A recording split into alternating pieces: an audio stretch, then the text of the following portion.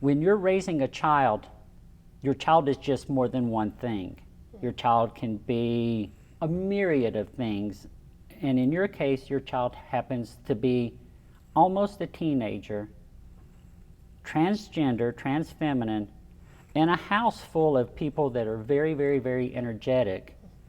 And you were saying you don't know whenever you're dealing with Leah, are you dealing with an issue that's because they're transgender? Are you dealing with an issue because they're a girl? Are you dealing with an issue because they're in 7th grade? Mm-hmm. And this is for you also, Carrie. How do you all divide that out?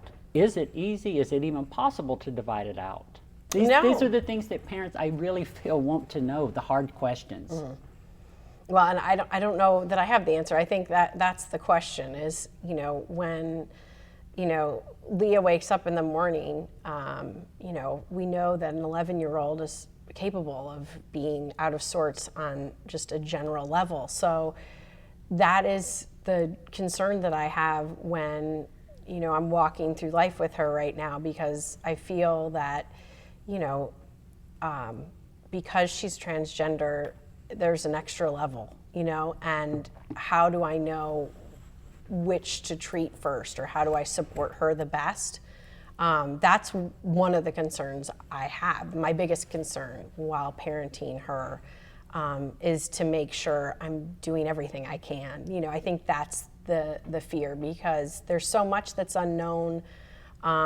There are so many questions that haven't been answered for me. I probably haven't studied enough and researched enough, but I have 3 kids and a husband and a couple of dogs and a career of my own, and to make that all balance, it's hard and it's scary and it's exhausting. So I think you do the best you can, and I continue to try to learn and be watchful, but in the end, it's really about listening to Leah. It's really about sitting down with her at the end of the day, and asking her, how are you? What do you need? What are your worries? What are your concerns?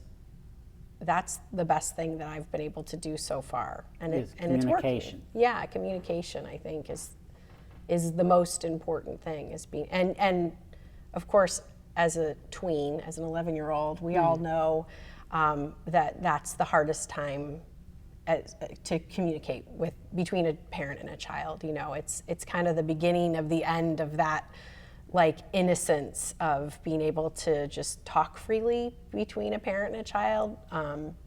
And so, trying to make sure we keep that open is my biggest concern.